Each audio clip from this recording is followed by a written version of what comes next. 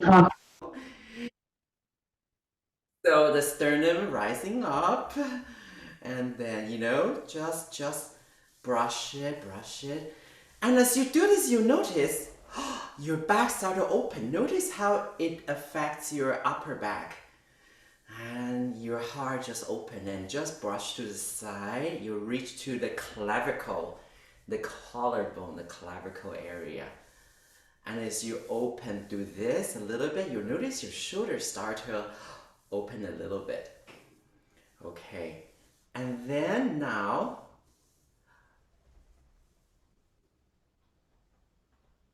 Dawn. Oh, she's doing her beautiful thing still. We're working on our sternum and clavicle. So here we go. Now, so that was a broad range of focus with warm up. Now we get a little specific. So make sure you get there. So just rub gently. Oh, this is your sternum. Yeah, this piece of bone. And just as you do it, like those winding up toys as you do it, let's just say collapse our upper torso. As we rub it, it start to, we just wind up a little bit. We become like more like upright. And then you rub your clavicle. These are your collarbones. So now rub one side of your collarbones. Keep looking straight. As you do this, let that side of the shoulder go back a little bit. So you're opening this. Don't push too hard. Just let it open gently. Ah, now you're open, your shoulder is open a little bit more. So there's a little bit of a turned out rotation back towards the back. And now let's rub another side of the clavicle, your collarbones. Under the bones and all this, and just trace it towards the shoulder and look straight ahead and push the shoulder a little bit. And now you have this wonderful alignment of the shoulder, the horizontal and the vertical. Now you're wondering, why are we sitting in a chair doing all this? So I'm just going to switch the camera view. Okay. So now you have your glowing clavicle. Imagine they are just radiant and beaming to the side. And your sternum is attended to. I would like you to draw your attention to your feet. Park your feet just flat on the ground, toes pointing forward. And can you do so without looking down? Can you feel that? And have your knees over the toe. Can you feel that if your knees is not in line with your toe versus when it's right in the center, knees lining up with your middle of your toe? And then now, have your knees lined up with your pelvic bone. You can put your hand around your lower hip, upper hip, right over here. You can feel the pelvic bone here. The knees going there, very well. Okay, so this is the lower part body is lined up now, the alignment. I would now invite you to bring your chin close to your sternum. Bring your belly button towards your spine. And one vertebrae at a time, from the top of the skull, you just gradually curl in, become like a C, letter C, and curling in, and continue to bring your belly button towards the spine. And you will sort of look like this a little bit. And gradually we will uncurl, one vertebrae at a time. Bring your head back to center. Okay, let's do that again. Bring your chin in and bring your belly button towards the spine. And slowly, slowly curling in. Curl your spine. And gradually uncurl. And back to your eyes at the horizon. Okay? So now let's just say this state is a neutral state. This is neutral, where your feet and your knees knees, toes, and hips are aligned. You're balanced well on your sits bone. This is the neutral position. Your spine is elongated, free and elongated. You don't have to hold it stiff. Your shoulders open. This is your neutral. Okay, just take a moment to register that neutral position. Who else? Katerina is here. Very good. So we're at neutral position. Now, from here, I would like you to just think of the word symmetrical. Symmetrical. Now we're going to create a symmetrical shape. Symmetrical means this is the center of the axis and both sides the same. For example, this is symmetrical. This is symmetrical. This is symmetrical. See, I make both sides of my body doing the same thing. Equal length, symmetrical. So explore symmetry, symmetrical. This is not symmetrical anymore because well, the other side it's lopsided. So find symmetry, symmetry. Just explore symmetrical shape. And return back to neutral position. Neutral. So welcome, Katerina. We're finding sitting on a chair. So if you can grab a chair, that would be great. And we're establishing a neutral position. Neutral means no expression, no interpretations, no, just neutral. You're at the just empty gear like this. Neutral. And now symmetrical. You don't have to copy me. Do the way you like. Make your own. And back to neutral. And symmetrical.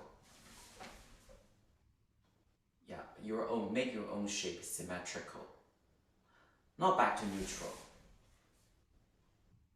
Now we're going to do asymmetrical. Asymmetrical. So here we go. Asymmetrical means one side maybe shorter, one side longer, one side heavier, one side lighter, you know. One side, and you know, they're different. So explore one side slanted, one side flat, one side up. So explore asymmetrical. Asymmetrical. And return back to neutral. Neutral position.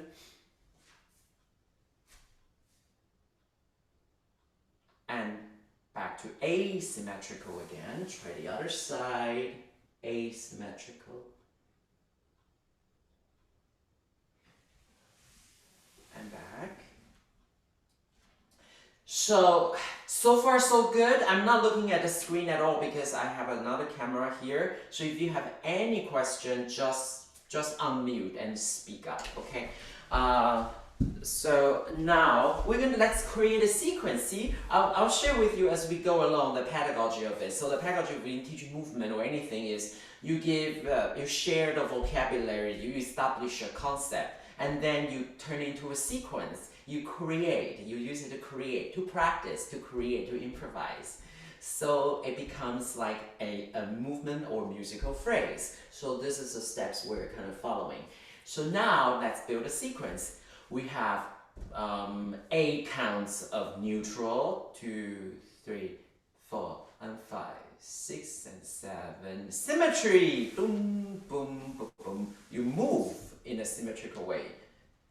Back to neutral, you move continuously back to the neutral. Now asymmetry, 2, 3, 4, 5, 6, 7, 8, and you start a cycle. So neutral, symmetry, neutral, asymmetry. Alright? So let's try that. Are you ready? Find your neutral position. Establish well. Means you're very balanced. There's no additional flavor, no flavor, plain, just white canvas, nothing. And you're alignment, right? So establish a neutral position. Knees are aligned, and you know, and sits bone are the SITZ. Sits bone are those bones. If you sit there, you can feel it. If you just put your finger under your bum, your sit stacked well, and your spines are aligned. Neck free, eyes soft, shoulder open, neutral. Here we go. 8. Bum, bum, bum, bum. 5, 6. Symmetry. Boom, boom, boom, boom, boom. We move through it. Back to neutral. 5, 6, 7, 8. Asymmetry. 3, 4, 5, 6. Continue back to neutral. 2, 3, 4, 5, 6, 7. Symmetry. And 3, 4. Back to neutral. Asymmetry.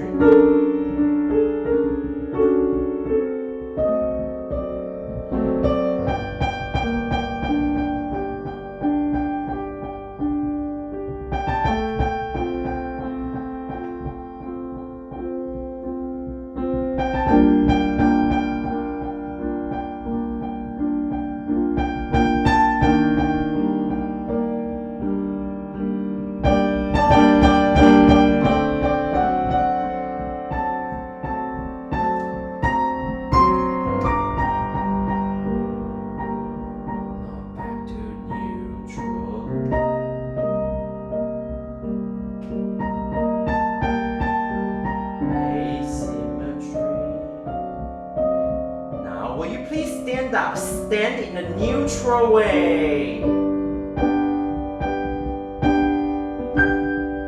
Oh, we have Shuhan here. Okay. Now, so we're standing now. You can put a chair. Okay, you know what? Leave the chair there because we might when we do put all the sequence together, you might choose the chair. Who knows? So now we do repeat the same sequence. We do the same, but you will be standing neutral. So now, similar, just check your feet hip width apart and your toes are pointing forward, no turnouts, just neutral, knees lined up. And then you know how to do this. We've done this many times, like shoulders are open, you're elongated. And there are no attitudes, there's no flavor adding, you're just neutral. Okay, so similar sequence. Neutral, 4, 5, 6, 7, 8. Symmetry. Ooh, how do you stand in a symmetrical way? 7, 8, back to neutral. 4 and 5, 6. Asymmetry. 1, 2, for the A. And you move through it. And back to neutral. Dum, dum, dum, bum, bum, bum. And symmetry. Find a different way to be symmetrical. Maybe bending down, whatever. Back to neutral. Dum, dum, dum, dum. Asymmetry. Continue to move through it. Alright, so explore this. So you develop an awareness of what's happening with your body. Like, okay, so anyhow. If some of you are doing really interesting things, like for example, symmetry could be low in a space. Symmetry could be really high in a space.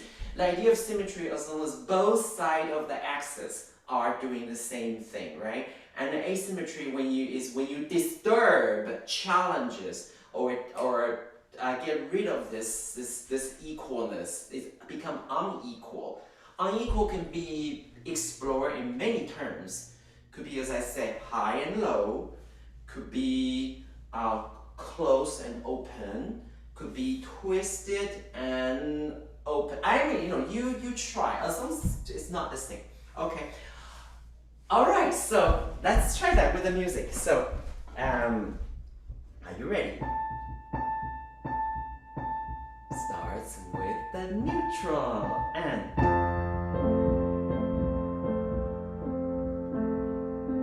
Symmetry.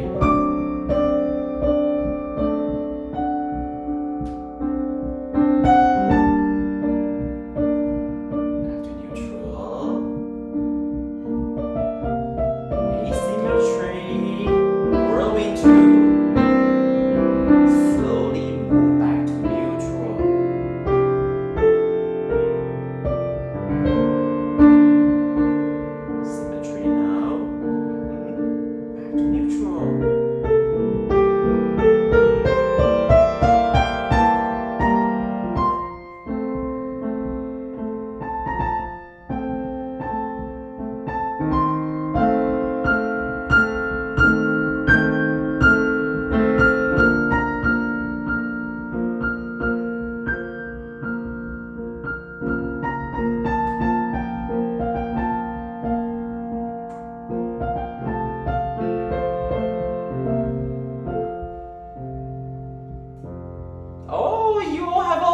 asymmetrical shapes. That's to end. That's beautiful. Okay, you know, when you do asymmetry, it's interesting to watch. Some of you prefer asymmetry by keeping the joint very, you know, like how to say this, the whole piece of the leg, like one piece. Some of you like to do contortions, like you are bending, twirling, you know, different parts of the joint. It becomes, you know, so it's up to you to add all this flavor. And then it take you back to just, oh, nothing, neutral, just like very neutral attitude. We did sitting, we did standing. The next thing we're gonna do is we're gonna do it with walking. So yes, you can walk in a very neutral manner. Just same idea, spine elongated, eyes gaze the horizon, open shoulder, and then you're aligned and you just walk. Very simple, plain walk. There's no attitude. Attitude means, let's say, if I walk like a mean dwarf looking for brownies. You know, we're adding attitude. If you walk like, you know, these are additional flavors, no flavor, just plain. Okay, so we walk. Just try it out. How do you walk just really plain and neutral without anything? Just walk. Enjoy the simple act of walking. Okay? And now let's say we're gonna walk in a symmetrical shape. What would you do? You can, you know, find different ways. You can do this. You can do this. You can do this. Even you can do crisscross. Even if sometimes crisscross may seem asymmetrical, but you're doing crisscross, it becomes a symmetrical act, right? And then you go back to neutral. Okay, neutral. And now asymmetry. How do you walk in an asymmetrical ways? Your body is not with an asymmetrical shape. All right, so I'd like you to try that. Just to explore this. So again, same sequence. Neutral, walk, walk with a symmetrical shape, back to neutral walk, and walk with asymmetrical shape. Have fun, have fun. Okay, can you imagine if we're doing this in person, you'll be doing this with partner, and that will be such a, oh my gosh, you'll see all sorts of things. So, you know, by the way, feel free to sometimes come to the screen and see what others are doing. It's quite interesting, okay? So feel free to do that. Don't be afraid if you kind of lose the sequence, that because I will sometimes remind you, like, you know, if you come to the screen, you watch and you go back, go, oh gosh, where are they now, you know? So I will just say it as we go. All right, so walking, introduction. Here we go. Neutral walk. Symmetrical.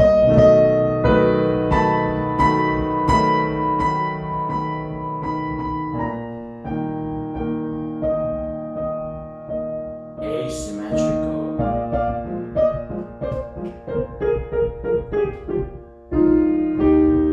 Neutral. Symmetry.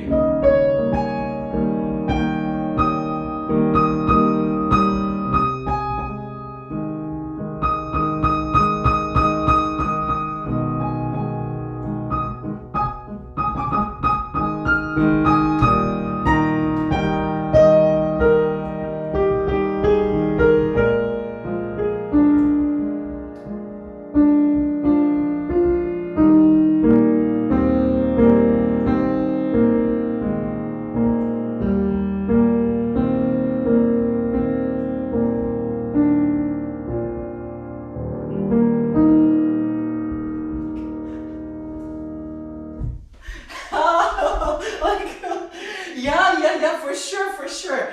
Okay, now asymmetry is fascinating. If you just make, for example, I give you an example. Some of you are, I saw, for example, this shape. When you make this shape, if you're walking, you can allow your walking step. You don't have to just walk forward all the time. If you are, let's say this shape, for example, suddenly my elbow is here. You could walk being led by the elbow. So I'm leading with my elbow. Okay? Or if I was there, because I am my longer arm here, longer arm, it's asymmetrical, so one is shorter, one is longer. The longer arm is there, so my body can be projecting that direction with this line. So you could say, I am going to use this to take me out of this. So when you create a shape, yes, you're walking, but think about what kind of shape are you making and which direction can you lead? From which part of the body can you lead? You can even lead with your head. I say I'm like this, my head is like this. I can go, whoa, I am using my head to turn and pivot and walk. And that becomes very interesting. So your walking step is not just sort of one, but it creates this because where it's going. All right, so I give you this another idea to be mindful about, because the moment you shift the way you think about the possibility that you could move, it adds a lot more flavor to your movement vocabulary. So now we've got the chair. You can do so sitting. You can do so standing in place. You can do so by moving. I let you be free. Let you be free. You can be free. You can do say, oh, I feel like doing this sitting. I feel like doing this. I don't feel like following the 8. I want to do 4 plus 4. You do as you wish, just to improvise in movement like this. Okay? So just as I just break down the teaching sequences, you can see first we introduce the vocabulary, right? The movement vocabulary, the movement concept. We explore each little elements just to become reacquainted. And then we put in a little sequence. So that's called systematization. If you need in your written work, you need to describe an exercises for what that is. That's a form of systematization. We put in something that you could expect and something you need to remember with the structure. And then, and then we practice in different movement dimensions, sitting in different mode. Sitting, what's this? Standing place, traveling. And now we are, the next one is improvising. Before you were improvising already, but now you have even more tools now to combine it in your own way. So with the idea of which part of the body could lead in your asymmetry. Okay, the last thought, sorry if I'm throwing you so many ideas like this, but it's just for you to pick out if you are up for it. You don't never feel obliged to, do what's sensible for your body. Here, okay, I wrote this. You could mix your upper torso and the lower torso. For example, you want your lower torso to be symmetrical. As I said, this may seem asymmetrical, but it's because we are doing the same on both sides. So this is symmetrical, but your upper body could be asymmetrical. You can mix them. Or you want the lower body to be very, very stable, symmetrical, like a tick-tock clock. Tick-tock, tick-tock. But your upper body wants to be asymmetrical. The clock is wearing a hat, lopsided. So you could have a mix of asymmetry and symmetry at the same time, if you're up for that kind of thing. You just cannot cross it's the axis. It has to be two-sided equal. So upper and lower, yeah, that could work. Okay, so it gives you tons of ideas already. So feel free to improvise now. I will just keep the 8 pulses. And I change, for those of you who are interested in playing for movement, I simply just change harmony for each 8 pulses. I change harmony to indicate the phrasing changes, right? So some of you will eventually have to play for classes. So this is a harmonic change, could be a way of going about it. Okay, so enjoy your your creation, and feel free to come to the front and watch your friends. Okay, here we go. Get ready.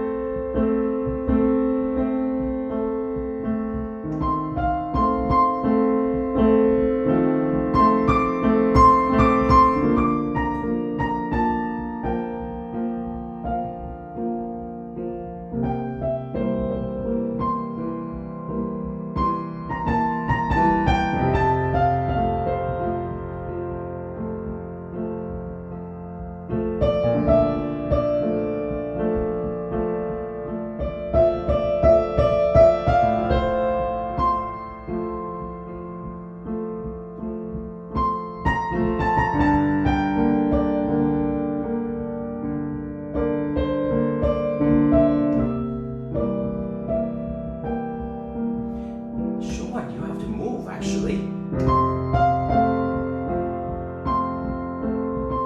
Yes, go move. I'd love to see you move, Shuan.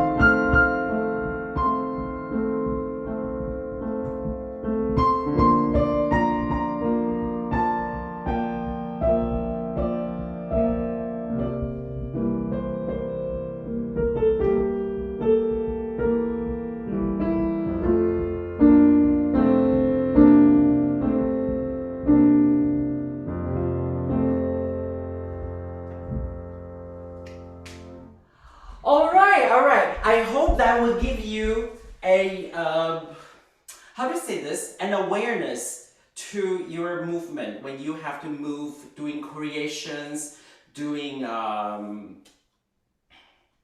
doing your whatever complementary rhythm, doing your plastique, doing many things that you needed to be quite clear of your movement intention, and these are one of several ways. Okay, I just wanted to share screen with you for a second. I want to run through the same framework that I did last time of okay, here we go, share screen. Okay, here we go. Of which category? This is the intermediate level written work. You can see it here. Okay, so this is from the you all have that, and I know Carol, you are eventually writing your certificate level, so you have to see where it fits you. But most of people here need to finish this, so the written work. So if I scroll down to this page, to the written, oh no, written requirement, where is it? Sorry to scroll down so fast. Okay, here we go. So the written work, under the movement, description of exercises, that looking at the movement. So just speak up here, unmute yourself. Did we do any exercise to improve the sense of balance? Yes. Okay, in what sense? Could you say more, Fei Fan? Well, when we move symmetrical and asymmetrical, we're putting different weights on our body. And so, in a way, that is already teaching us about how to control the body balance. Oh, thank you so much, because that's one thing I did not mention. I didn't mention, yes, because of the unequal side.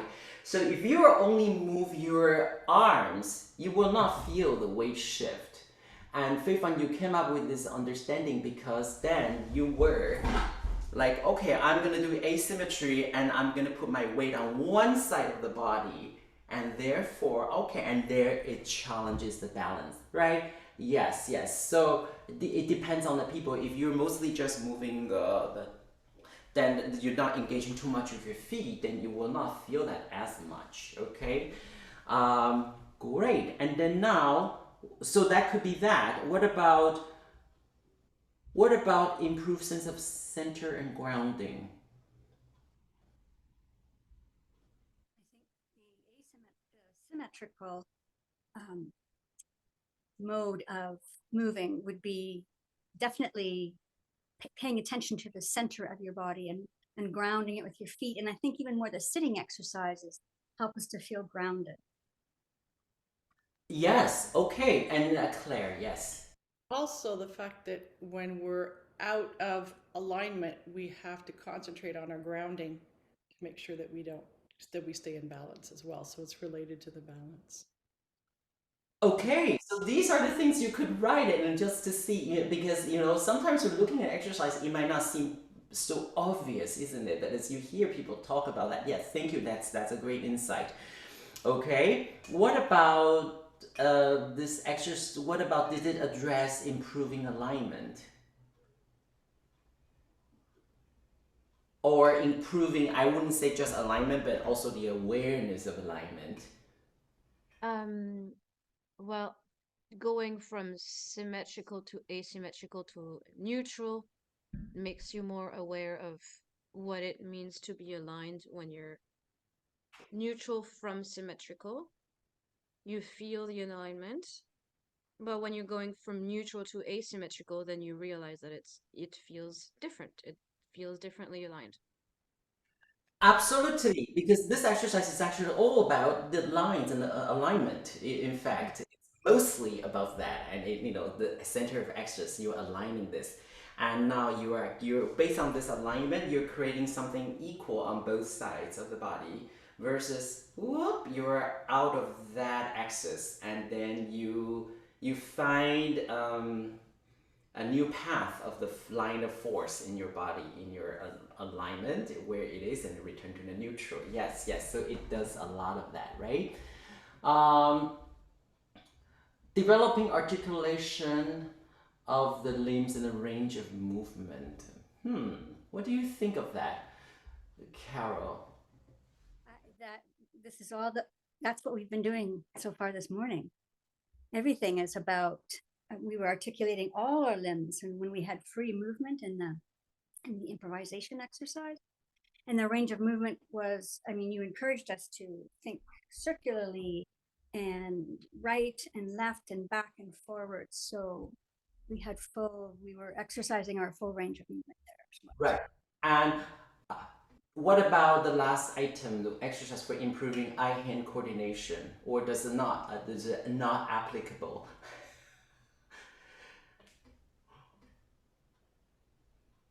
Well, if you're watching yourself or others, but if you're doing it without watching, I'm not sure.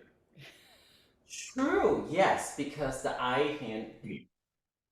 That's right. If you're making contact with others and if you are actually creating, yes, you see, the moment you add the social group dynamic, the whole exercise would change, right? It shifts a little bit. No, not so much so at all. So I'm just saying that you don't, it says choose one exercise to describe this and describe that. So this exercise you could use to describe maybe the most ideal to describe any of these four. But then if you use it for one of them, you might have to find another exercise to supplement other ones. Okay, for example, some of the exercises are outright to really specifically develop balance. For example, standing on one leg, the other foot is writing the alphabet of your names, right? So you are standing one, but the other foot is doing tracing CH. Oh yes, that definitely heavily improving, working on a sense of balance. And then, but then the side benefit is like, oh, you have to have a good center and grounding and have good alignment in order to do this. So so some of you who weren't here, so that was sort of what we did last week. I decided to just kind of look at your written work as we go through the classes, then you know where to file these impressions. Under what categories, but by the time you get to it, you'll be like, you won't be sitting there scratch your head thinking very hard, like, what is it that you know, but it somehow like lands, and it will hopefully encourage you to finish your written work sooner, please. So that's it. Very well. So we will leave that warm-up section like this for a second. I'll stop sharing the screen. Now all this will apply. And last week we were also working on last week we lightly touched on many of the some of the questions students raised, and we just went through it with some practical exercise. So this week you won't miss much because I will continue to do that, but I'll develop it. So we just develop it, so you actually would have it covered. So what we're gonna do is go back in the space. I would like you to hold on. Ooh, where's changing camera? Okay. So go into space, please. You have. So with the same thing of when we're stepping, we're constantly in a oscillation between symmetry, asymmetry, because you know, like there's this I think it's Rodin's sculpture, or one of the sculptures in the museum. It has this this kind of alternating, rotational kind of thing. So when we walk, we walk, we swing our arms with opposite sides. So it might seem for a moment it's asymmetrical, but we balance up with. So we're constantly oscillating between the state. So regarding complementary rhythm, I'm just going to start very simply. The aim today working on complementary rhythm is not to give you a very difficult pattern and making you switch around and make your body freeze and feel choked up. It's just we're going to do something very simple things, but to find moments of switching gear, switching the weight shift in a very smooth way. Okay, so we start just very simple half notes. You step, clap, clap, clap. So you step, clap, clap. Okay, can you just get going with that? Just step, clap, clap, clap with the complements. Ready, and...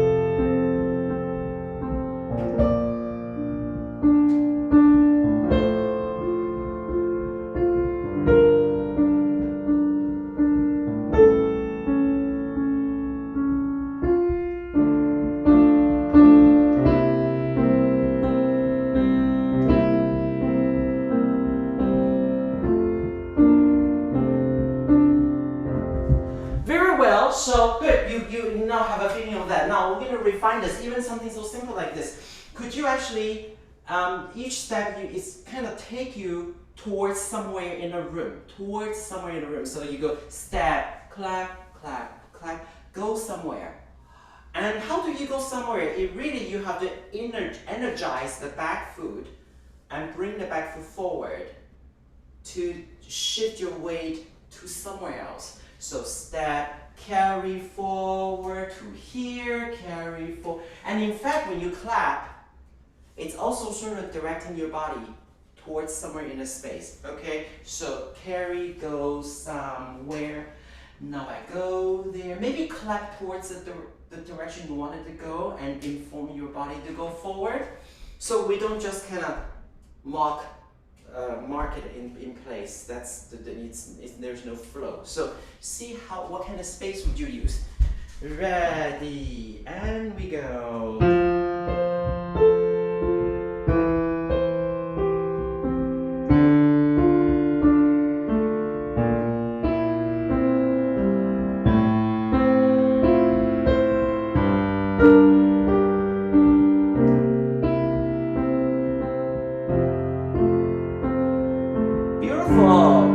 Go somewhere. Coraline, we are step the big, clap the little. Step, clap, clap, clap. That's it. We haven't switched yet. That's it.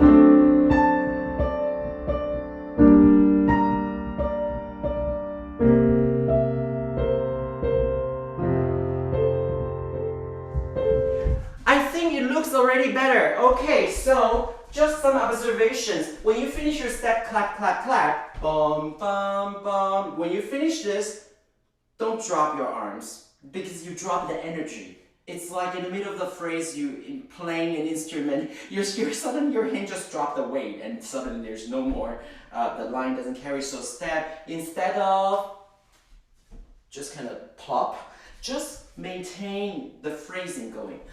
Clap, clap, clap. It's a phrase in your hand.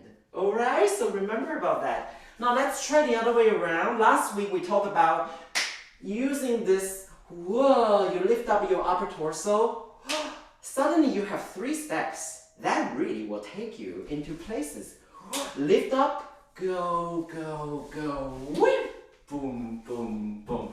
Up, and up goes with your foot as well. So in order for you to go across the floor. All right, here we go together. Boom, boom, boom, boom. Up and over. Up, step over there. Step, go somewhere. Whoa. Down. Can you take larger steps? Larger steps. Whoa. Continue. Boom, check, check, check.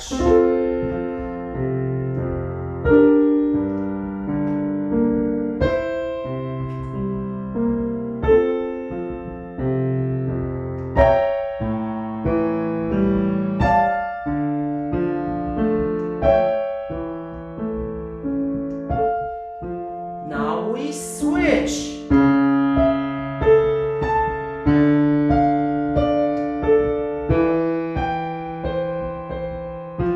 Now we switch back.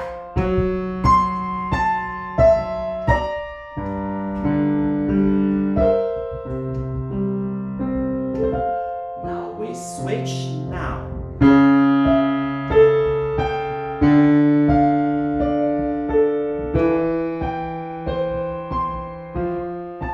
Now we switch.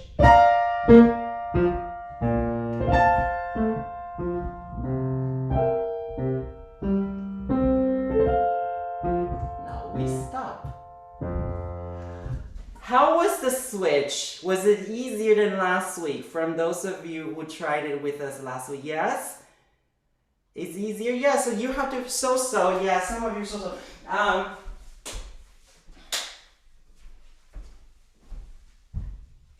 You kind of have to, in your mind, I remember, I think Katerina, you said that. You said something in the last few classes. I am following which hand is the leader, where is the theme.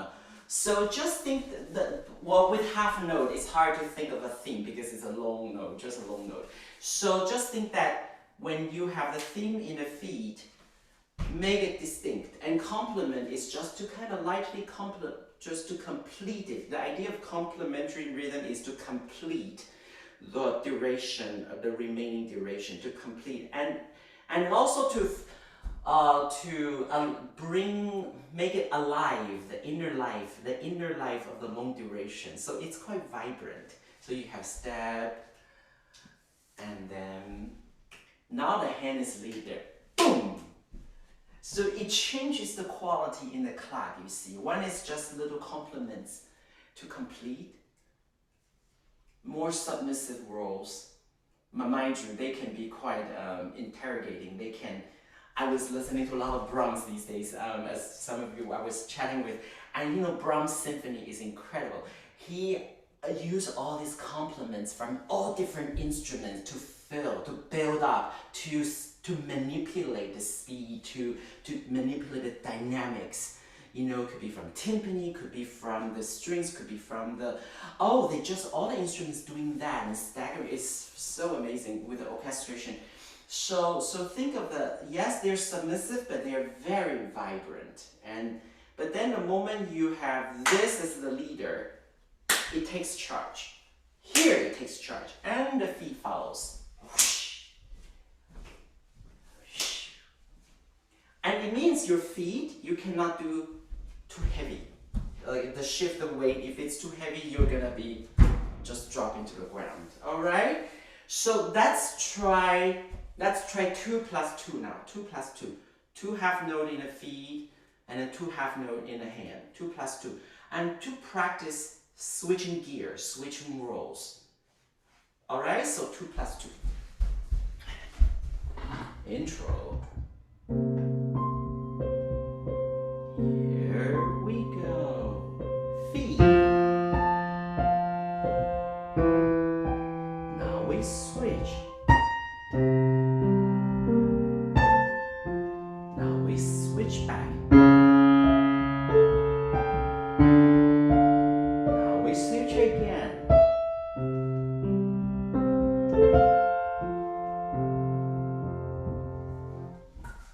How was that this time? Like, just to be very mindful about the role playing between the hand and feet. A little bit more clear. No. It's only because I know this is very simple, just half note, but if you're able to clean up your body technique with such simple things, slightly more complex rhythm, similar. But you have to just not to, yeah. Yes, Carol. I find the most difficult transition is from feet to hands, because if, let's say, left is my last foot that I've used for the half note, and I've done my hands 3 times, and then suddenly hand is there, that's a lot of time at this tempo to remain on one foot, you know, with the other foot traveling forward as if it was going to switch. Does that make sense? Yes, I know what you're saying, because you have to stay there for the supporting foot. Yes. For the sense of balance. But you can think of, okay, when you stay there, you can try, there are many solutions to manipulate this. If you just kind of stay there, but if your back foot is just kind of either carry forward to do something, or you can bend your knee slightly, step, and as you bend your knee a little bit, you can use that duration to also straighten the knee a little bit. Yeah, I think A little bit more of a support, and then coming up. So, bum. but Versus, then yes, tell me. when we have the clap, then for the first for the half note in the hands, then to bring that same foot that was dragging up means even more support on the left foot. And maybe it's just my left foot yet. It might be just me. So yes, that's the next stage where I'm gonna just sort of articulate a little bit. So you go boom, but now the hand, you just kind of give a shot of energy, and then your back foot just goes forward. Because now we switch role, the hand is the leader, and the foot follows. Okay, let's try just that transition on your own, everybody. So just one each. Start with a foot, clap, clap, clap, hand, walk, walk, walk. Foot, okay, so just do that little transition on your own to discover, whoa, one changes role, what do you need to do in the back foot to go to swing forward to continue with the 3 steps. And just to discover what happened in your body, what would your body do to, okay, just that 1 plus 1 and see from there. Are you ready? Here we go. The foot starts. Now the hand leads.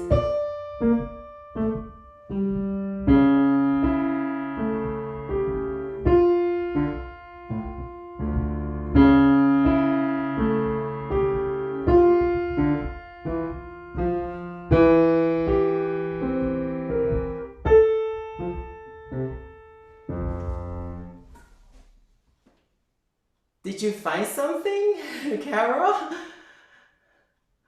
Yeah, I think if I just don't lean forward too much when I step on that foot, and really keep a bit of weight yet on the right foot so that I'm actually waiting for the You must not lean forward because then you're gonna tip over and you're gonna add more pressure to the supporting hand. Very good, exactly, and that apply for everybody. Yes, you're all moving very, very expressively and using the space, all this, but just be mindful while you do all this. Where's your let's say this is your spine, the alignment of the spine. Are they like, let's say this is forward and this is back. Are they more like this, or are they too much in the back because that won't energize you, okay?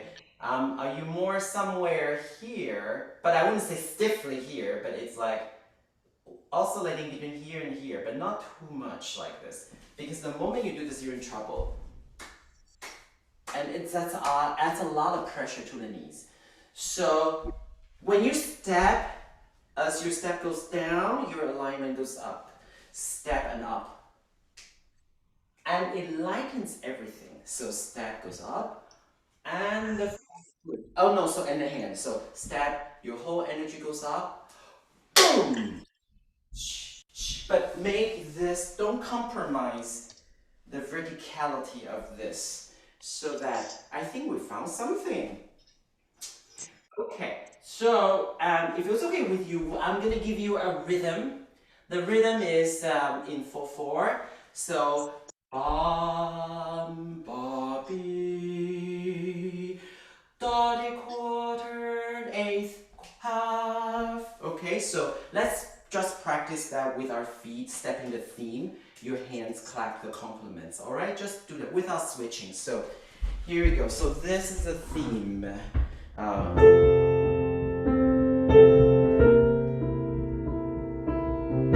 Keep going. Step, step, step.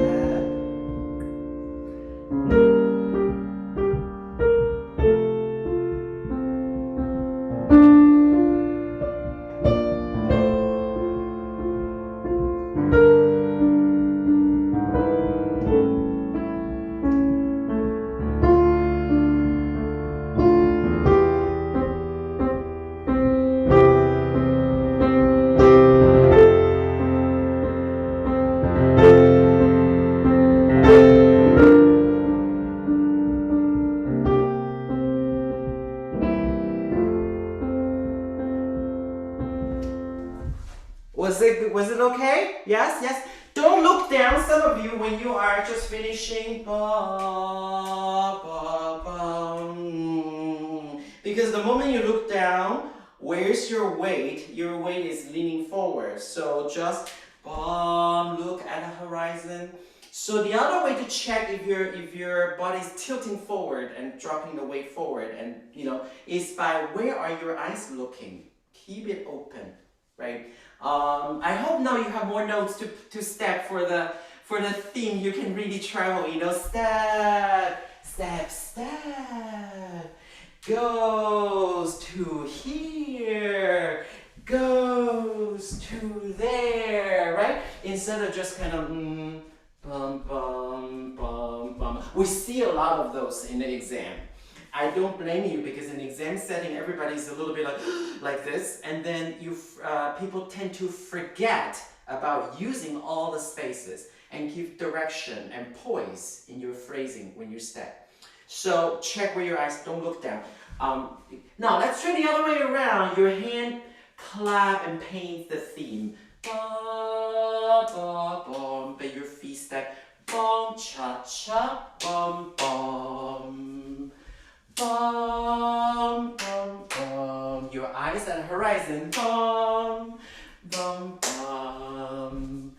Bum, bum, bum. Chi, cha, cha. Bum, ba, bum. Go somewhere. Bum, ch, ch. Ba, ba. Go somewhere. Bum, bum, bum. All right, I play for you. Oh, by the way, I will not play the complement anymore. So in actual rhythmic exam, we do not give you the answer of the complement. We just play the theme. And you change as we tell you to change. But for now, I will not play the little ones, because now you know what it is. And you just clap and step the complement. Clap the theme, step the complement. Here we go. And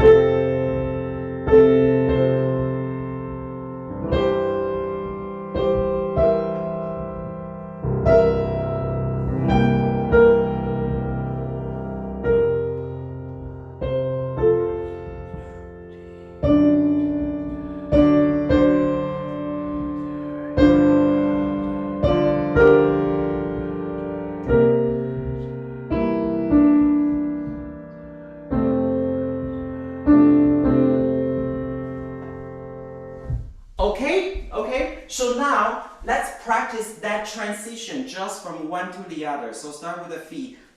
Chick, chick, clap, clap, switch. Boom, chick, chick, bum. So during the moment of the switch, your body just want to be as kind of quiet as possible, not struggling, leaning, looking down. Okay, so just one each. Okay. Ready, and we go, one each. Now you switch over. Now you switch back.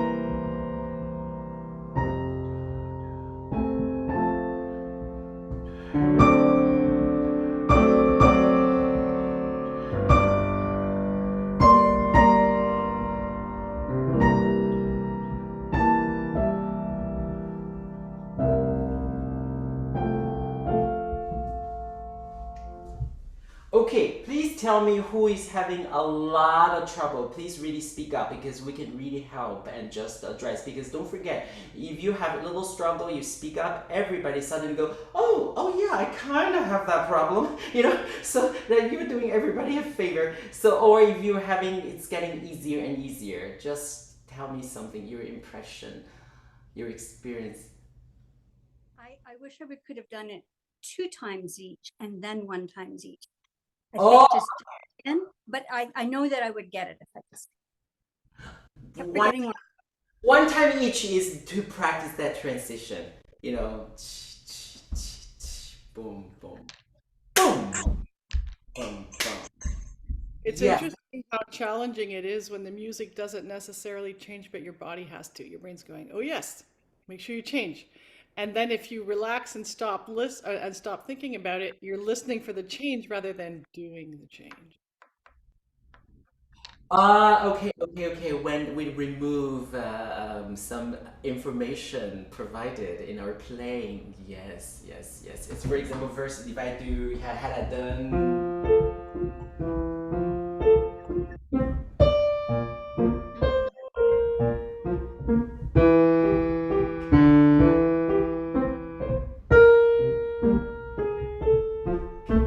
Etc. Yes. So that's a good point, Claire. You see how powerful music can be of a support? Yes. I like to see, you could really see the independence if you don't switch it up, but ask people to keep doing something that feels different than what the music is. Yes, when the melody is always driven at the soprano, right? Yes. Okay. And other impressions before we move on to the next something? Well, for me, it was interesting that I realized that my feet were just doing the work without thinking. I was kind of automatic when to switch with the feet. And as soon as I would start with the clapping, I was like, oh, this is what I'm doing. I am here. Okay. And then my feet would just keep going.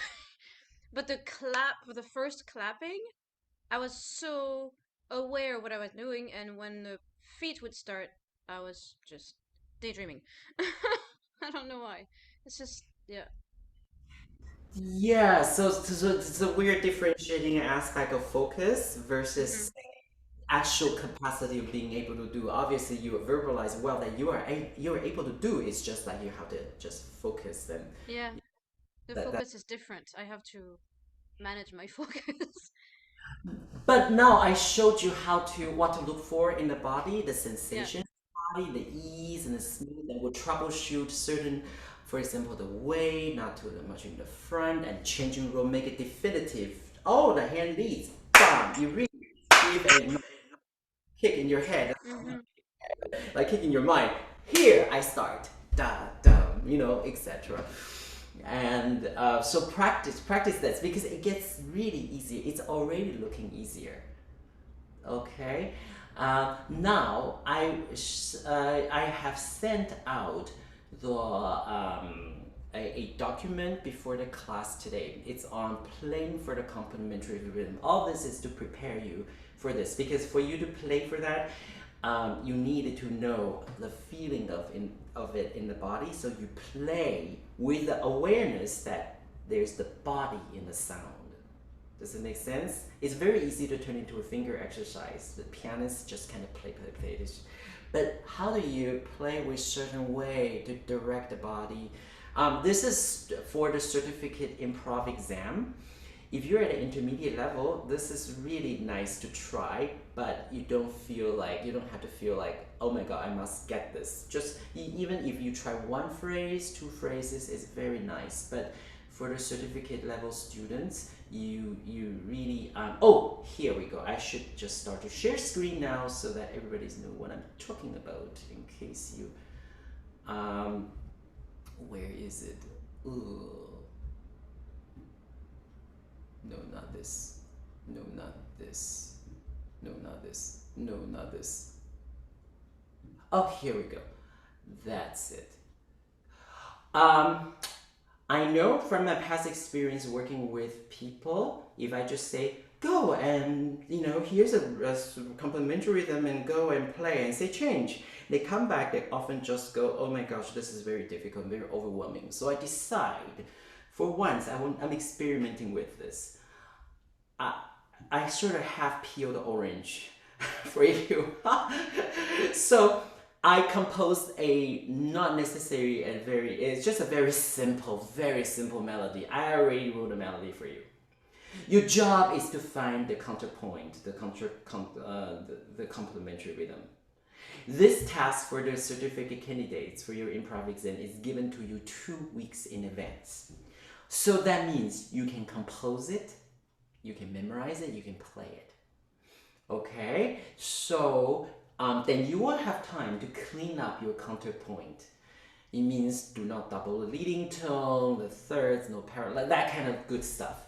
So, I mean, if you could be at your piano already, that would be very cool. So the melody is very simple. It's just left hand starts in E minor.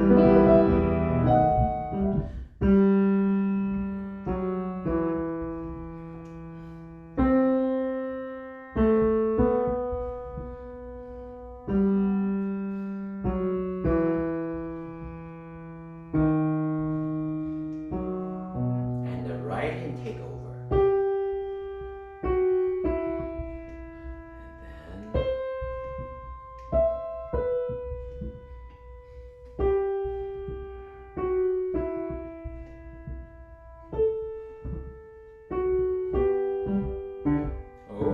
G major for a moment, okay? And then the next phrase, and then of course you'll see it's switching twice each time. Twice in the left hand in the feet. And the hand takes over, right hand takes over the theme.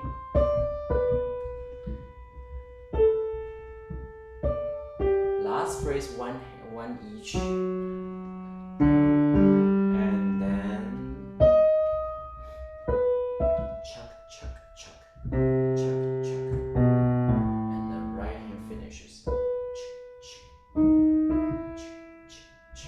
Okay, so the melody is written there, and I also wrote here, like, keep this same pattern and rewrite and change the melody if you like it, but if you wish, because you're all so creative, all of you.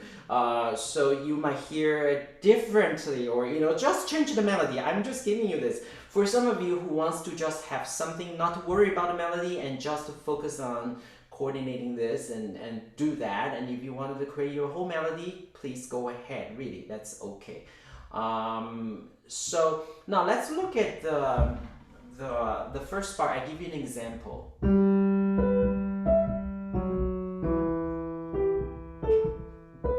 Alright, so the idea of, you can hear, first of all, if you're doing this, you're kind of very handy to know what harmony you're working with.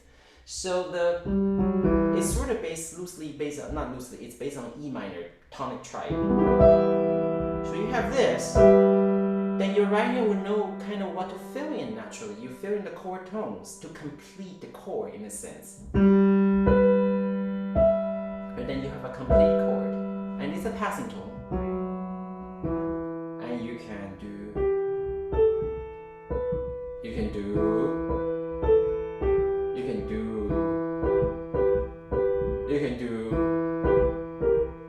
chromatic alteration, you can do, you know, like many possibility. You can do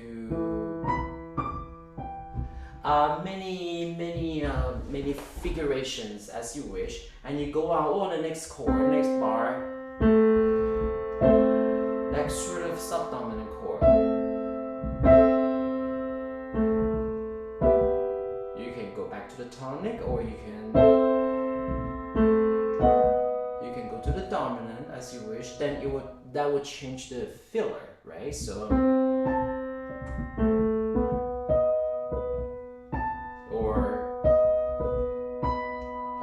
and have you noticed? Now, please notice that when I begin in a writing in the complement, I try not to start with the same note as my theme. For example, if I start with a G, my right hand doesn't start with G. That's kind of plain and it's very bland. So you right away create an intervallic relationship to add depth to your two single line melody. Now, do you have any questions so far before I say more? So far, so good. And now, if you are very comfortable on the piano, you can think of, you can think of this. You can think of double intervals, and you can, give. It sounds like some sort of a horn or different instruments. If you're comfortable with that, you can add another layer, and even let's say towards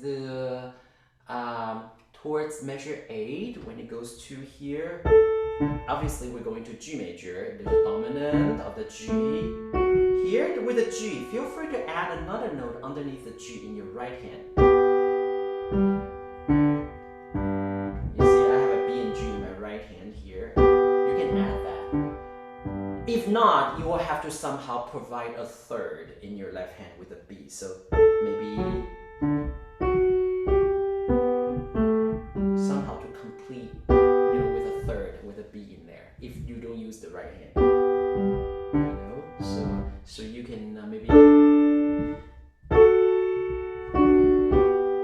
can add another voice in the right, just to give a more rich sonority.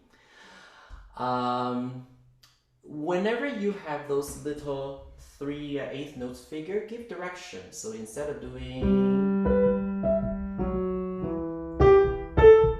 it's kind of doesn't work because you didn't clap like this. You all shaped, you all phrased your clap. So give phrasing direction with your little 3-note 8th note figure.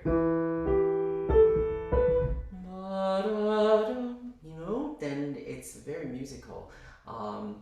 Now, when the theme goes to the left, to the right, let's say in the measure 5.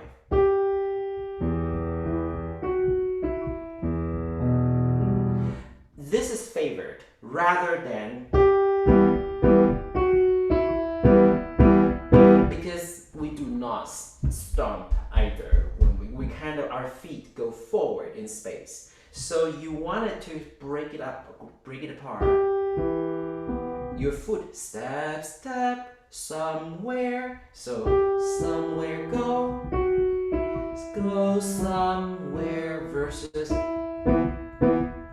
Alright, so You can do that in the right hand, that's okay, because you clap, it has this crunchy feeling, so that's kind of cute, but just don't over. So balance between hands is important. And when the other hand takes over to be the leader, you want that hand to be more poised, and the other hand a little softer. All these pianistic concerns just to help your class to move. So I would like you to just give a moment to try. You can choose, for now you don't have to do everything. This is your assignment to do. Choose one first line or choose the second line. You just try it out, okay? Don't worry about a verbal signal yet. Don't worry about here. I also wrote the verbal signal. The ideal, the time of there's more. I do not say signal in the last eighth notes. It's too soon. Second last eighth notes, the latest. For example, there are numerous ideas. For example,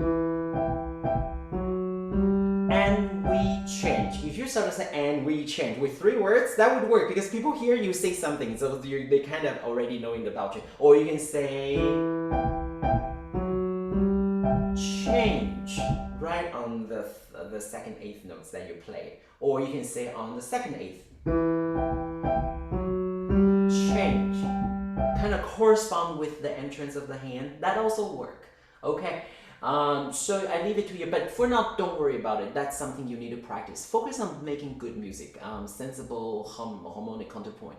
Choose first line or second line. Just you choose, just one line. So I have you give it a go. And if you choose second line, it goes into G major. So just so you know. Okay, a few moments. Changfeng, I have just a short question.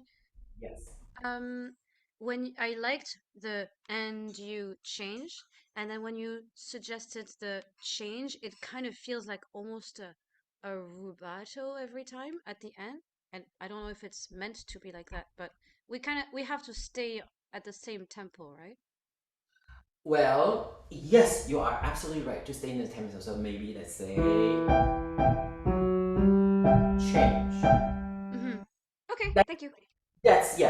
That's the most ideal. But then if you, I guess I'm so used to coaching the students, so every people need more time. So I can just say, okay, so Of course, yeah. time. But no. But where you exam, you that when you just play because nobody's moving for you, you need to keep time because you see your students like they are not. You kind of have to like you're accompanying them. Then you end up playing a little slower. Okay. Yes. No, I get it. Thank you. So choose one line first, like or second line. And just to see musically, at least musically, can you make a good sense out of it?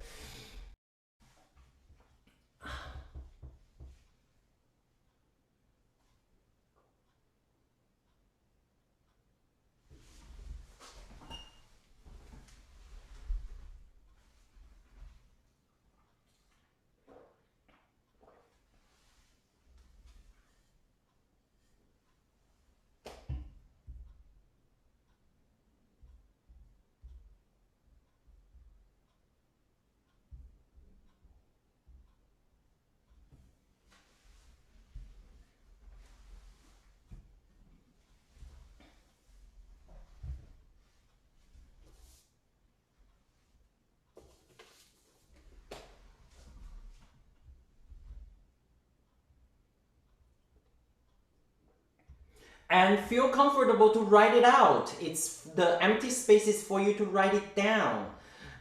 It's okay to write it down. You learn a lot from written down something, and you develop your hands memory so that when you actually improvise, you have something to rely on. It's okay to write it down.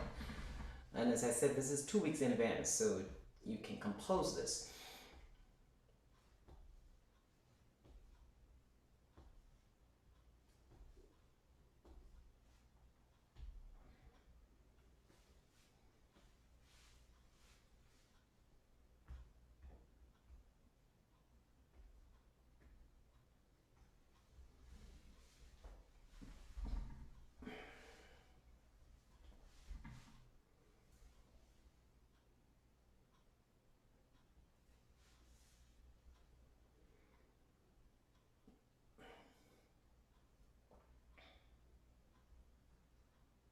So just pick one line, one of the lines, just to sort of, get the idea of the exercise. One of the first two lines. I give you just maybe just one more minute. Yeah, just one more minute. You can, even if it's 2 bars, even 2 bars.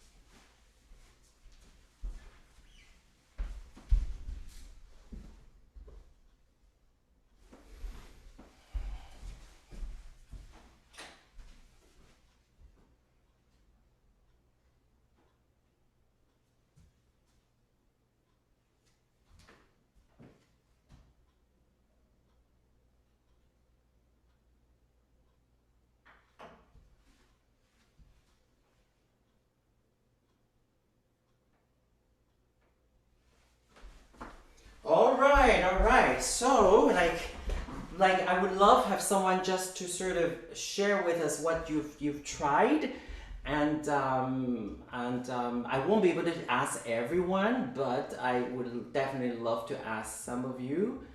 Carol, would you like to go ahead? Sure. Which one did you pick? Which line? The first line.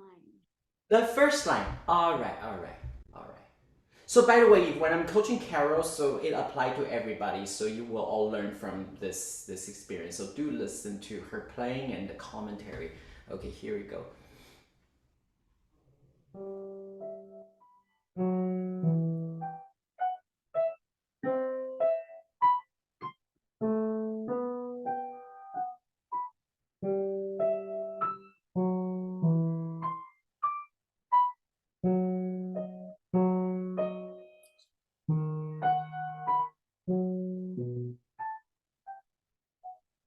Very beautiful. Thank you so much, Karis. Thank you, thank you. So you have the lines cleared up, like with all this, and what you need to do then, maybe it's Zoom, but you just think of la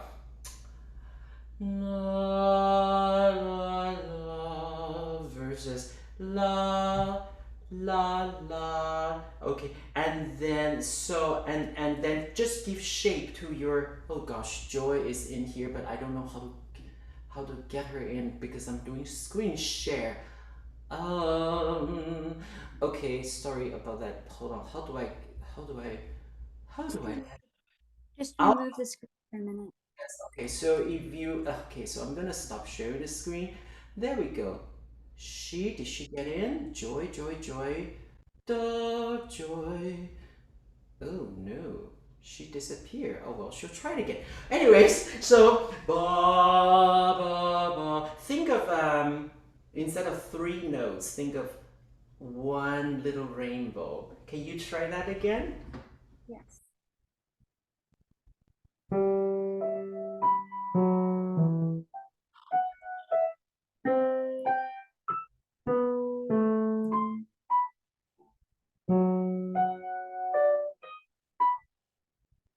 Oh, I forget I don't have But don't worry, don't worry. But the first phrase already that's different. It has a little continuity that pull your mover forward. Pull us to yes. And she did something really clever. For the 3, I don't know if the 3-note figure, the 3/8 note complement, one time you were sort of echoing the left hand. Did you know that? do that. No, I didn't. It's a little echo. Ba, ba, ba. It's like a little cuckoo here, up there. Yes, yes, yes. So, you know, aside from a harmonic tone, you can also think melodically too for these. I would only ask you for refine your touch in a compliment, just slightly different timbre in the sound. Right now, they are all very, very much the same. Maybe a shade more subdued because they are actually to complete. So make the theme more pronounced. You know, a little lighter on the little complement eighth notes, but that's it. You know, and you can even explore touches, maybe some staccato, some tenutos, like these things, but really pronounce the theme and switch around when the writing comes in. Okay, so someone else did the second line.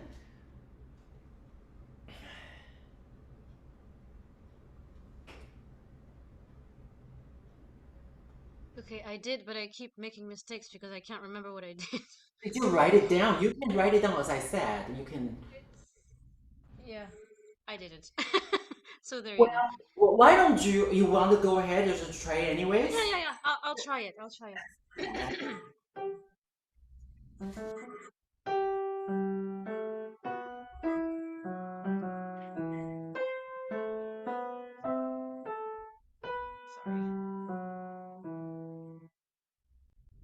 And then I went further, but I can't remember. But I want your opinion on how do I do the left hand? The left hand is walking, right? And the The right one hand is is clapping. walking very legatally. So now, by the way, do not make sure you don't. It's only 2/8 notes in the first. Don't. Oh, you're right. Sorry, I made a mistake. Yeah. Could you do your first part? At least do your first part. Please do your first part. Hmm. Okay. Oh, sorry. Okay.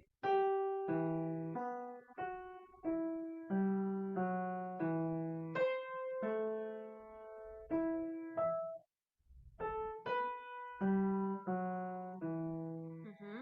Okay, that's good for now. Good enough. You know, Yeah, but I know. go ahead, Lin. What you did, you went to F sharp. What's wrong with that? You just resolve later. That's okay, you know. True. Yes, that's true. That's really nice, actually. A non-harmonic tone resolve. Okay, Mm-hmm. and I like that. Things like that. So, and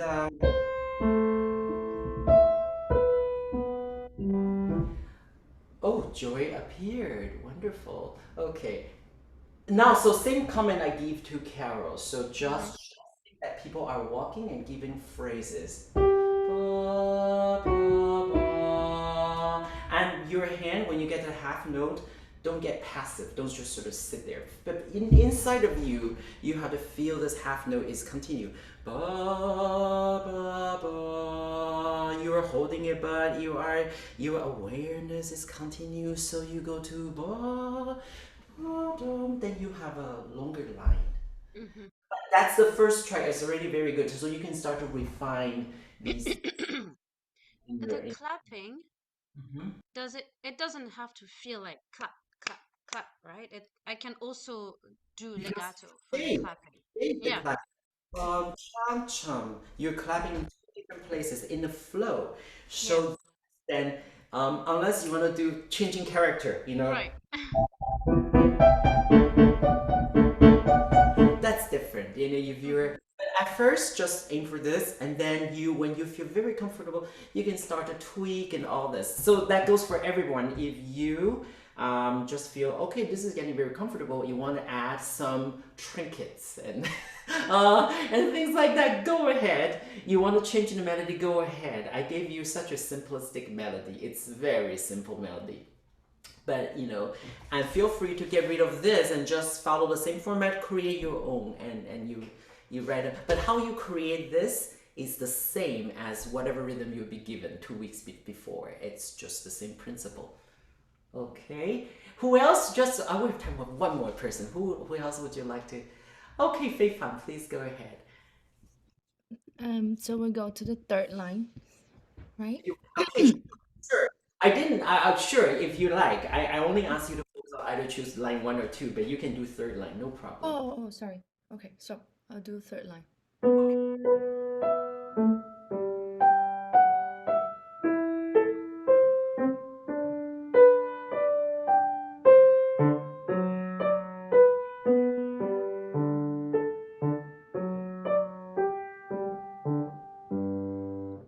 Very well. You worked out your content. The content is fine.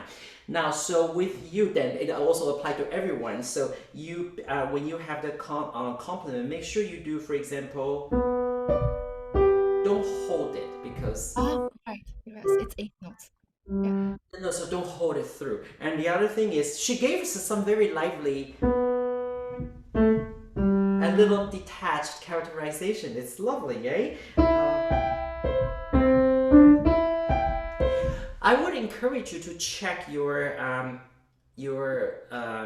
let's say if you're on an E, I forgot what you played, but for example, I'm not sure if that's what you did. But if you think of the E part, E, C, D as a subdominant chord, C major chord, try to, if you have an E already in the left hand, you have just kind of complete it rather than having another E. I don't know you. I think you I did. think A minor I did. Oh, you did. Yes. So just check your just for all of you. Do try not to double the thirds, and you must have some thirds somewhere, but just don't double them if it's already in the melody. Okay. Not to, and differentiate the weight between the voices. Maybe melody more pronounced and the other one a little lighter. Can you try that just to illustrate that? So Sure. melody more pronounced, and then the other one little sprinkles.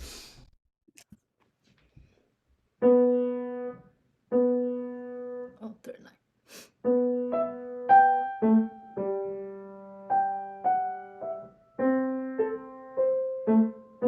Sorry.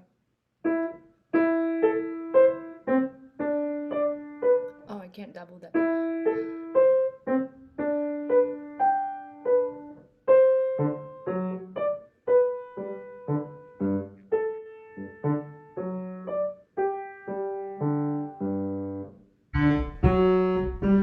You hear that? So there, ba. That itself is a line, right? So ba ba ba ba ba. You check the voice living inside of the complement. That's really nice. Yeah, thank you. Yes, Claire. Question, what about doubling sometimes if we're doing like chords? So if we're doing like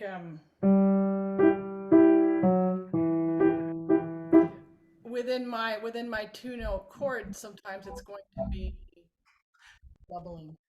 Yes, you can also use wider. Open position or that's a lot of thirds, but you know, think of this. Or sorry.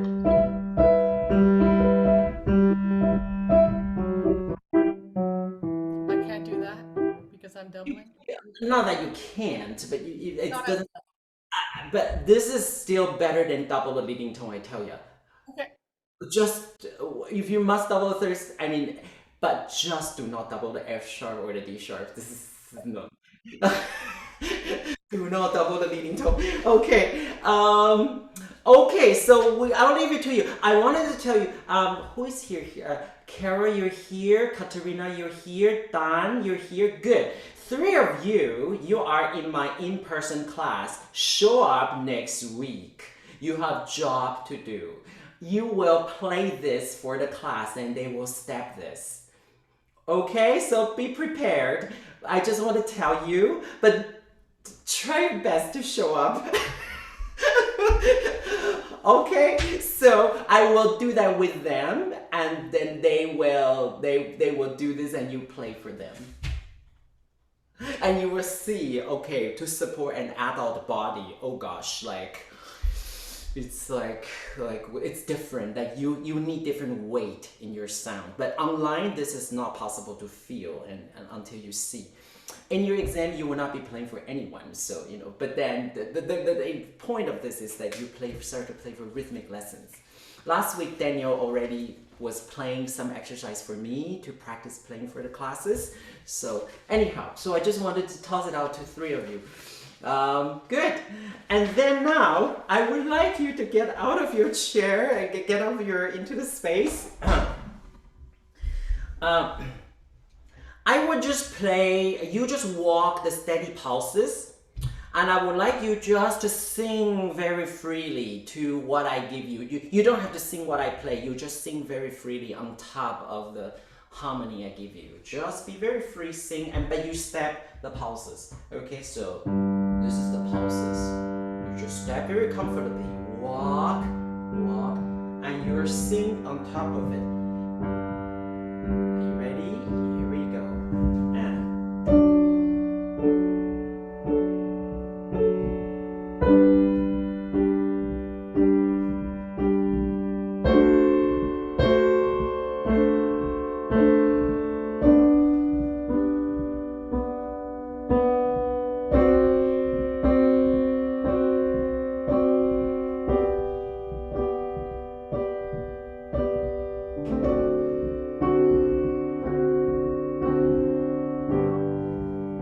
Let's do it again. I'll repeat the same sequence. Sing a free melody. Etc. etc. Go on.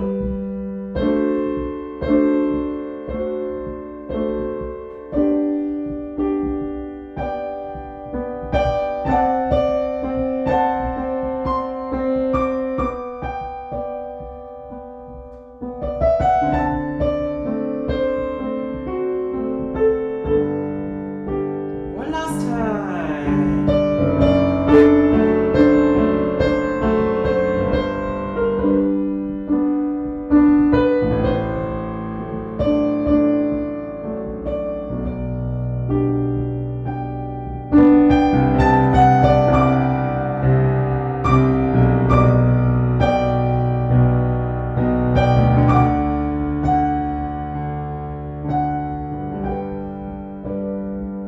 What about this?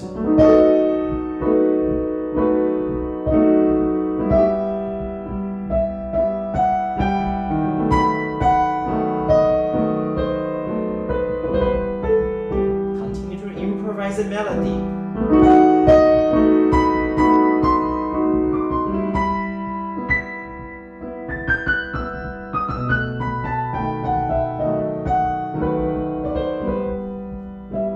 Let's do the minor portion again.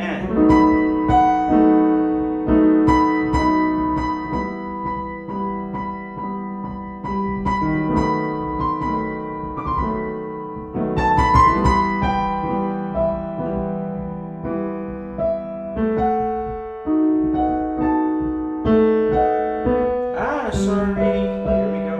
And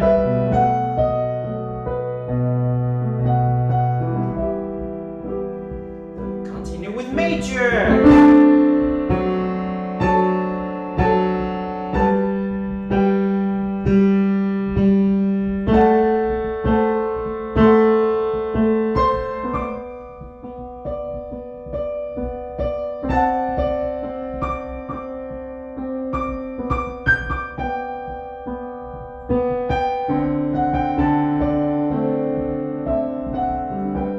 This time, instead of improvising free melody, I would like you to sing the bass line. Just la la la, just at first. Just la la la, see if you can find it. And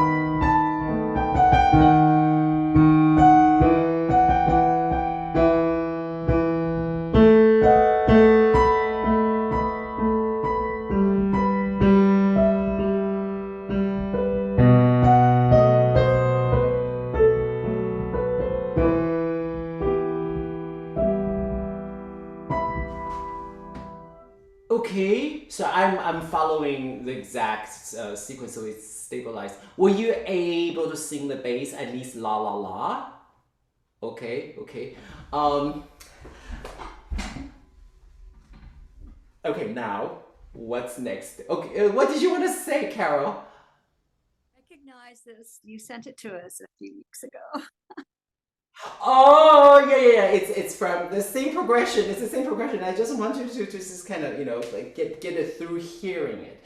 Yeah. Now I would like to just get out of the space again. This time I will just repeat the same thing, but instead of la la la, we're gonna focus only on major, finish, minor, finish, like this. Okay, so just we're not gonna put back to back. So just the major part, I would like you to actually sing the scale number. Scale number, okay? So scale number. So here's a tonic. This is one, but we start with this. What is it? Yes, done is like this. Okay, very good, very good. So you just walk and you walk in space and just you just show. You can make your finger shapes. You can make your core scale degree mudras. you know. Oh, no, I'm just kidding. Non-mudras.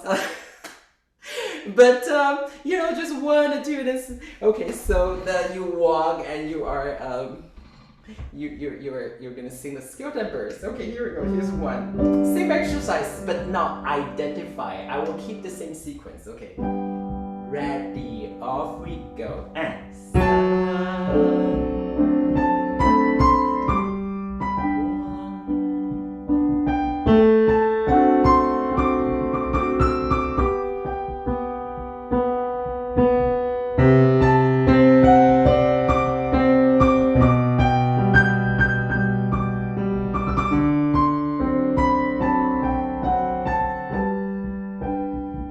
Once again, numbered.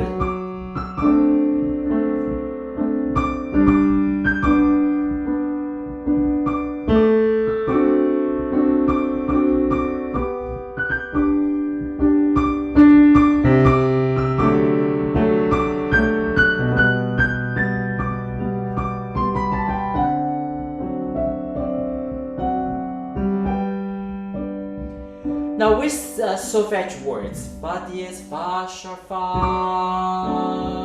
the bass and so.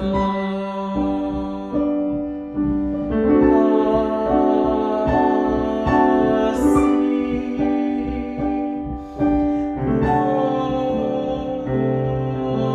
si,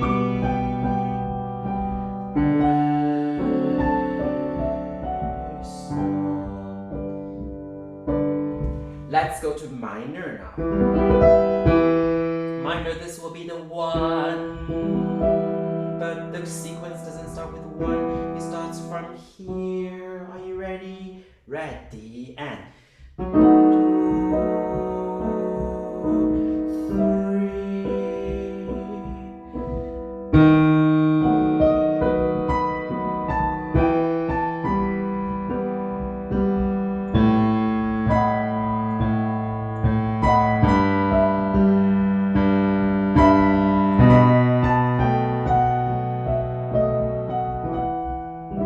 Again with number 2, 3, 7, 1, 4. Ah, no, I shouldn't do that. Excuse me. And then 5, 1. You can see I'm itching for another chord. I played a chord 4 by accident. It's a 4th degree, but I'm supposed to play the 3rd inversion of the dominant 7th. But I've been playing dominant 7th and tonic forever. It's like, oh, I need something new.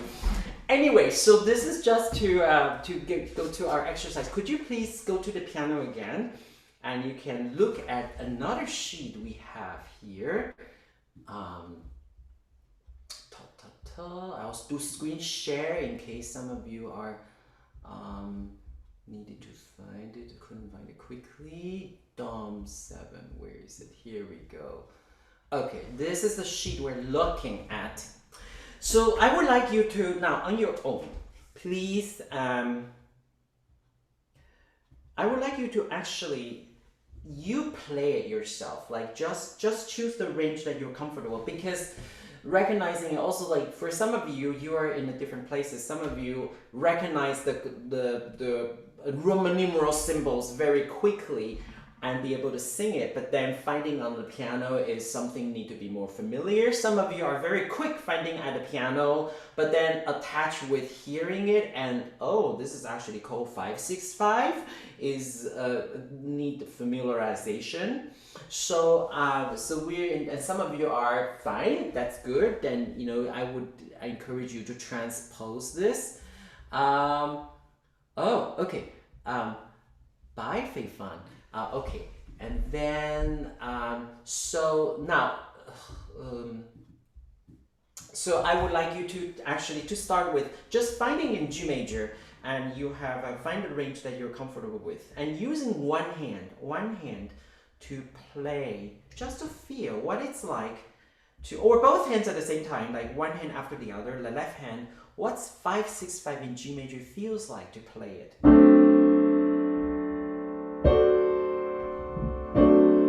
It feels like a particular hand shape. Soften your hand, just listen to the chords like the floating clouds. Let it resonate. You sing with it. Fa, la, do, re, 7, 2, 4, 5. Numbers, syllables as you wish. And then so, si, re, like this. Okay, so I encourage you to go through the whole sequence like this. In major, just like that, just both hands like that. I give you a few seconds to try that. And those of you, if you're very, very, very comfortable with it, just play with it. You can just improvise.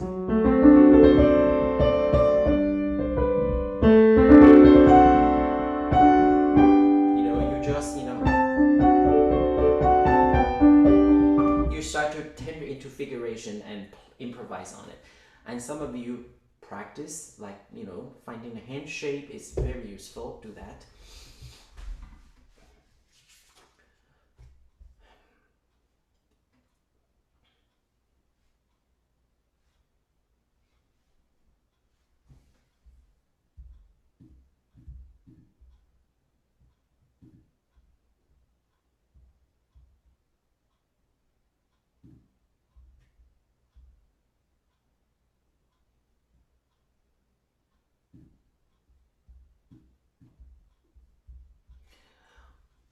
Okay, now if you have a little go, like, sorry, because I really don't hear what you're doing if I somehow interrupted your process. So this is of which you can exercise like this with both G major and E minor. Now I'm going to show you a very interesting exercise.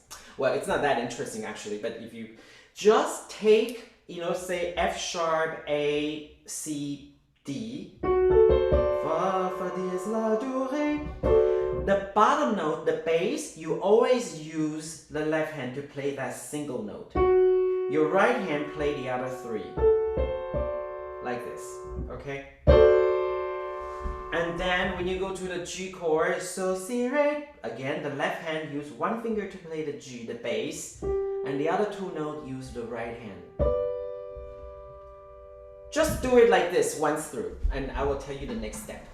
Just the bass note always done by the left hand. Take the left hand for it, and you will play the remaining chords.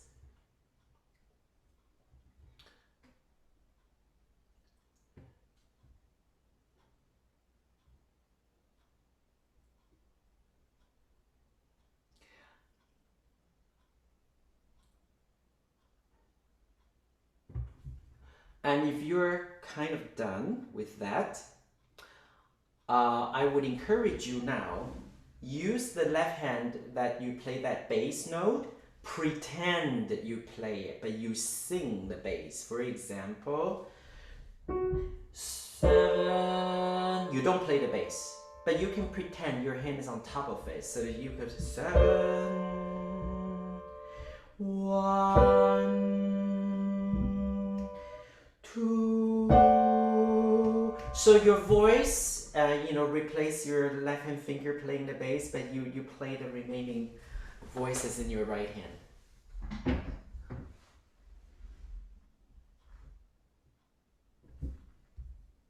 And if you have any question, just speak up, okay? And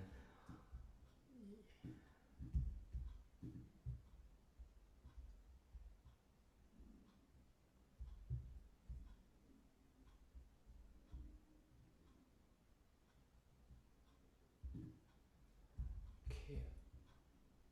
I'm going to put it back because the chat screen was in the middle, so I will put it back right here. Whoops. Okay, here we go.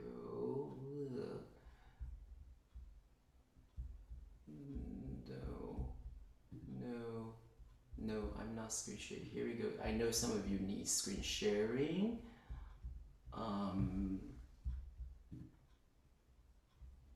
Let me do that again. So okay, now let me share screen. There we go. It's back. Okay, so if you were able to play, just pretend to play the bass and sing the other voice, that's a way of awakening your sensation of hearing. And please do this in minor. Please, really do it like at home during the week. So the next thing you're gonna do is, of course, we're gonna use this to make music. It's never just an exercise. We always find opportunity to create beautiful things, you know. So solfege now, like going to the improvisation part of the portion here. So task 1, left hand single note bass line. So now you just play the left hand single note bass line. You can make the left hand go an octave lower, but the right hand you complete the chords. You will actually use that to create a melody. You just play the bass, and your right hand you improvise a melody based on the 5, based on the 1, for example.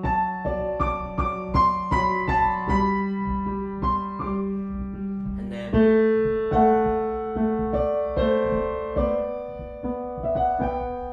you just pulse it 4 times. It's only the bass line. Play only the bass line in the left, and the right hand you improvise a melody. So this is a little bit like I give you an example of CPE box called Caroline here on the screen. Here you can see, this is a very well-known piece.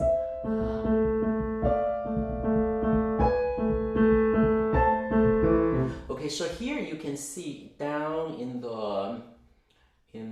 the bottom bar here in 22 you see this.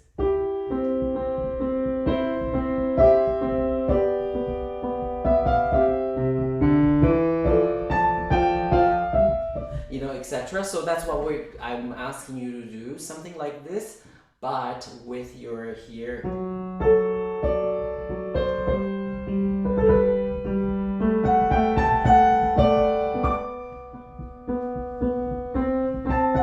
With the figure-based bass line like this, and then improvise a melody.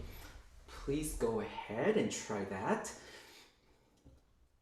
And if you're confused, please speak up.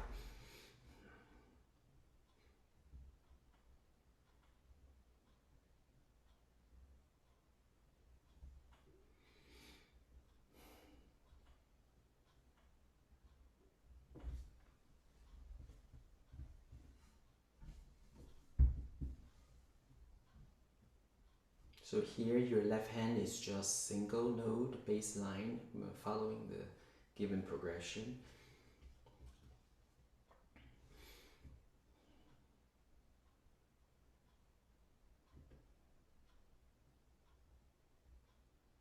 Can someone give this a go so we kind of hear what is happening, even if it's just 4 measures, just like so we know like it's somewhat like that.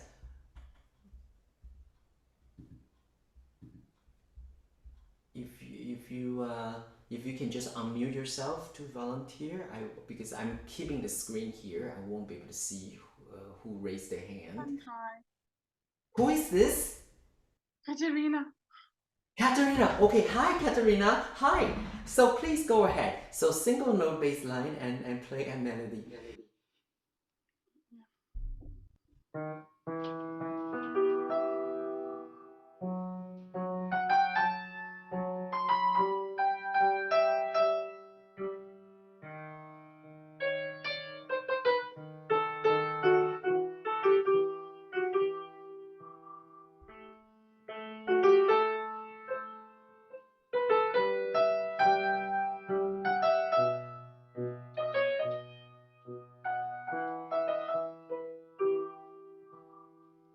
Very nice. So much, so pretty. Yeah, that's exactly what. So thank you, Katrina. So this idea landed. Like you have an example you hear. Like this. She did minor, which is very beautiful. So continue to like do the major, and you link it up with minor. Somehow you're doing modulation for just so easily like this, going from this and you go back to G major. You have ABA form. So that's really nice.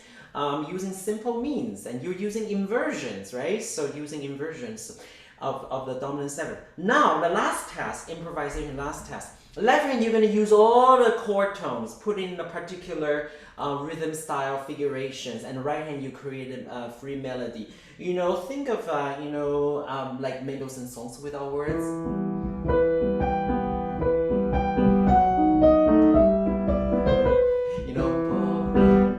So here you can, or you can think of sonatinas or whatnot, like it's a special type of or a boat song.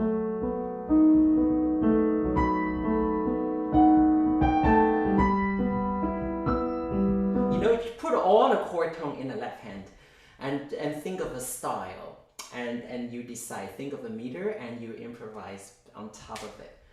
Okay, so I is that clear? I'm gonna stop screen share for a second here. Did it make sense about the last task? So we will follow up with this. It's going to somewhere. I want to tell you one last idea. If you get very bored during the week, that itself is not. It's very pretty exercise, going from one to the other. For let's say in the B, improvising in B. So you could take 2 measures in minor, 2 measures in major, alternating back and forth. For example, or 4 measures for them. And for example, let's say you do 4 measures in major.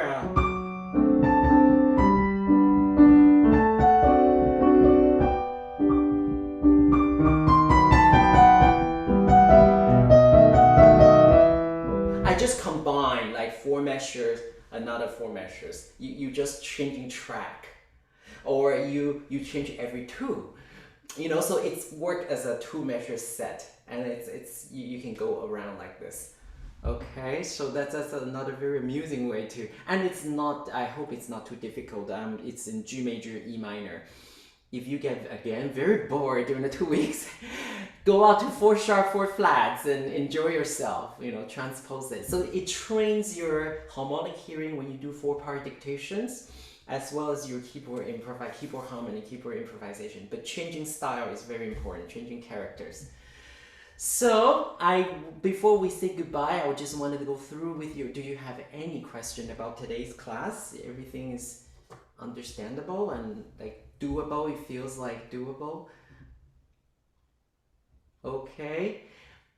We have the last class next time in 2 weeks. And during the 2 weeks, if you come up with something that you want me to cover, just write to me. Please don't write to me about that kind of thing. Do it. If you want to do that, do so at least a week before the class happen, because all my planning takes good 2 weeks to ferment. It starts tonight and tomorrow. I start to plan and think, and I keep changing, keep tweaking. So if I receive this the week before actually happening, I can still weave it in and do the, but if you tell me, like, let's say the night before or 2 days before, it's very okay. So just if you think of something, just feel free to write to me by at least the week before, and I will try to cover it.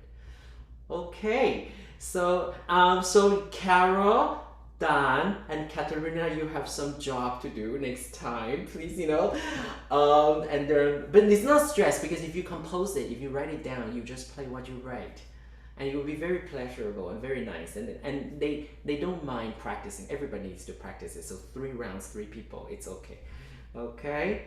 So see you all. Bye. Bye. Thank you. Bye. Bye.